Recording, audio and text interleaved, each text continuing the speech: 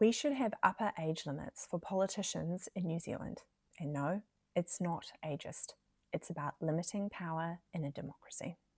So this week I put a poll up on my Instagram about age limits and about term limits, and here are the results.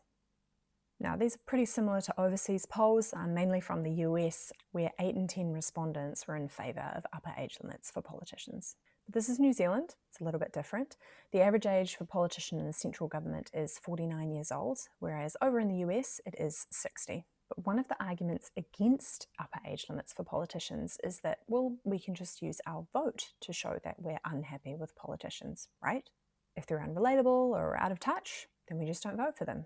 But what happens when voters disengage? Which is exactly what's happened with our voters from 18 to 24 years old. A 2019 Auckland Council study found that one of the reasons people don't vote is because they don't see anyone relatable amongst the candidates.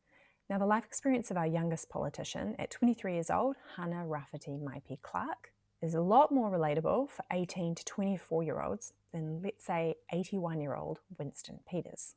Now, fees-free is a good example. So while in the Labour coalition in 2018, Winston Peters voted for it. Then he changed sides of the aisle in 2023 so he could stay in power, and in 2026, he decided he didn't like it. Well, that's ironic, Winston, because you went to university for free, twice. So where does an upper age limit or a term limit come into this? Winston's flip-flopping on fees-free is a great example. Peters hoards power. He will switch sides of the aisle and then vote to repeal legislation that he's previously supported just to cling to power. That's not democratic. Now, I believe an upper age limit or a term limit, let's say maximum 20 years, would encourage politicians and political parties to pass on the democratic torch. Now, that doesn't mean that experienced politicians have nothing left to offer.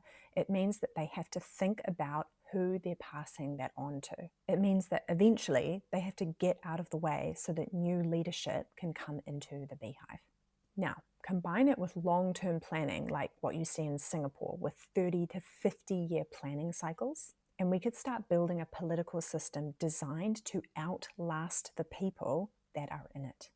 Because when you've got a maximum age limit or maximum term limit inside a planning timeline that will outlast you, it disincentivizes the hoarding of power.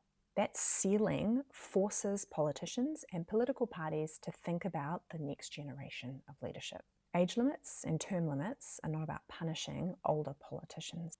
They're about making sure that political power keeps moving. That makes a stronger democracy for everyone.